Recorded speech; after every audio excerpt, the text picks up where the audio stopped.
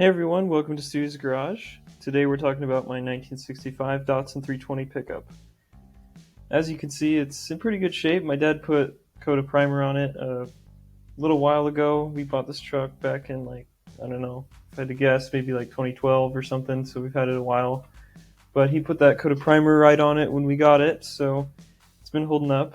Everything's pretty straight and it looks pretty good, except for the bed's a little bit dinged up. But yeah, it's a good little truck. Here's a picture of the engine bay. What makes things easy is there's only 4 fuses, so when things blow out, I just check those. There's a little wiper motor, coil, battery sits there. And the engine's a little bit low, it sits down in there, but super easy to work on, especially when you pull out this air cleaner. But yeah, so much room in here to work. There's a picture of the VIN plate. Like I said, it's 1965 and it has 1200 cc's, 60 robust horsepower. That was a pretty big deal back in the time, in the 60s, for a little truck like this, so that was a big selling point for it, and it does get around, but obviously that's such a small amount today. And it was built out in Yokohama, Japan. So the first thing I did when I brought it up to the shop was threw it on the lift, gave it a good look over, made sure everything was good underneath, and it was. So then I got looking into the other systems, and of course, like the fuel filter needed to be replaced. The original, or whatever they had on it, was totally rotted out, so I swapped that out. Found that the fuel pump wasn't pumping, so I had to rebuild the whole thing. And surprisingly, the diaphragm inside wasn't torn, so I just cleaned it up really good and put it back on the engine. It mounts on the side of the block like that, through that little hole. I had to take this carburetor off several times to get it to actually flow and have gas pass through it, because it was so clogged up and nasty. So yeah, tons of pics of the carburetor, because I had to keep track of all the levers and springs and arms and everything. Hopefully these pictures can help other people that need a reference. Turns out that the issue wasn't the coil, although that one looks pretty spent. The main issue to get it running was the distributor, and it was a small wire that goes inside the distributor that connects to the main point from the coil. And once I cleaned that up and replaced that wire, the coil provided spark to the spark wires through the distributor. So that was the main issue with getting this truck running, and of course the fuel pump.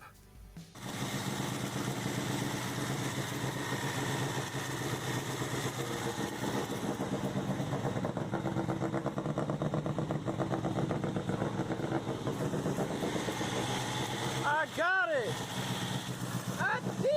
So once I got the truck running, the alternator wouldn't charge the battery, and that was quite a mess. I had to look through all these wires, which were just loose and hanging out, and if you can see this here, it's not the original alternator. Someone just put about 1,000,000 washers to get this alternator to sit on this mount, and it took a while of thinking and working late nights to figure out exactly which wires went where and how to get the alternator actually charging again.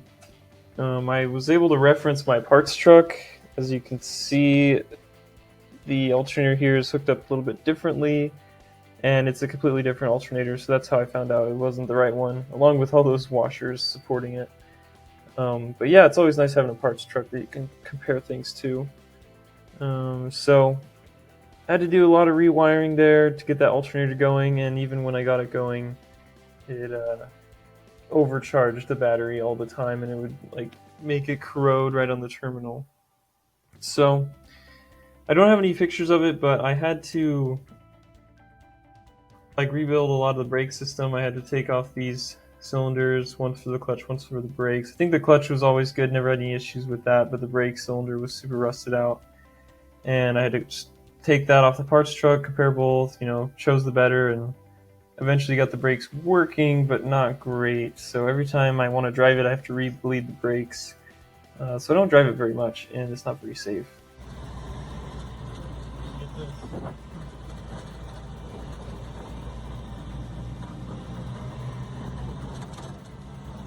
Alright, so once I got the truck running, I wanted to play a little bit with the other features of the truck.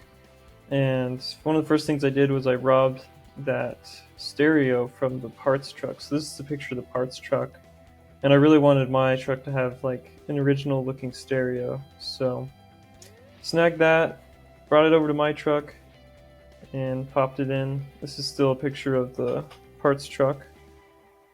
And it was quite a task to get it out. There was all kinds of wires just hanging out everywhere, and I had to keep track of everything. But once I got it out, it was in pretty rough shape, super dirty. Cleaned it up quite a bit, popped it open, and nothing looks damaged on the inside, but it all is very old and dirty and kind of corroded.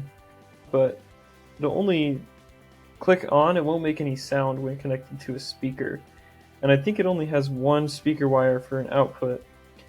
You'll turn one of the knobs and the screen will light up and it'll make a popping sound, like an audio popping sound, but it doesn't actually make any noise, or I don't even know if I'm finding a station. It's only an AM radio, I think, and so that could be part of the issue.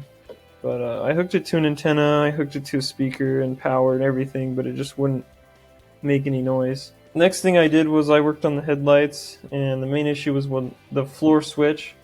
I had to rob that from the parts truck as well, because mine was super corroded and frozen. And even when I got it unfrozen, it still didn't work, so probably just some water inside. But once I swapped it out, the headlights did work.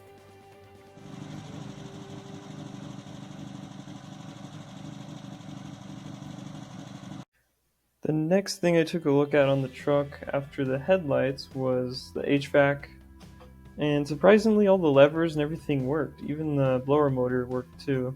Not very great images, but most of them I took when I was taking things apart, just so I could keep track of stuff. But yeah, that blower motor actually turns. I know there's a missing hose that's supposed to go right here, but it's surprising that everything would work. Even the heater core would pass coolant through it and get hot, so heater works and the air blows. Of course, there's no air conditioning. The next thing me and my brother did was we wire wheeled out the floor and cleaned up all that rust, and then put a coat of black bed liner just to protect things until full restoration can be done. That's the old seat that was in that was inside. I mean, it was just like completely rotted and melted and cracked apart to pieces. But yeah, the truck is a great truck. It's super clean and looks great. Just needs some more love and a wonderful paint job eventually. But once it has that, it's going to look great. There's me cleaning it out. But yeah, a lot of late nights working on this truck. I sure do love it. I want to get rid of that aftermarket bumper on it because it's super ugly. Thanks for watching, guys. Hopefully you enjoyed.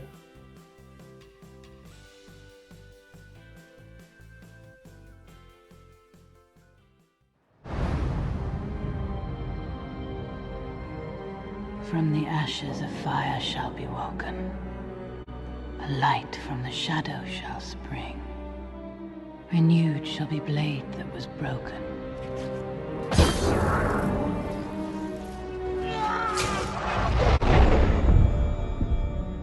The crownless again shall be king.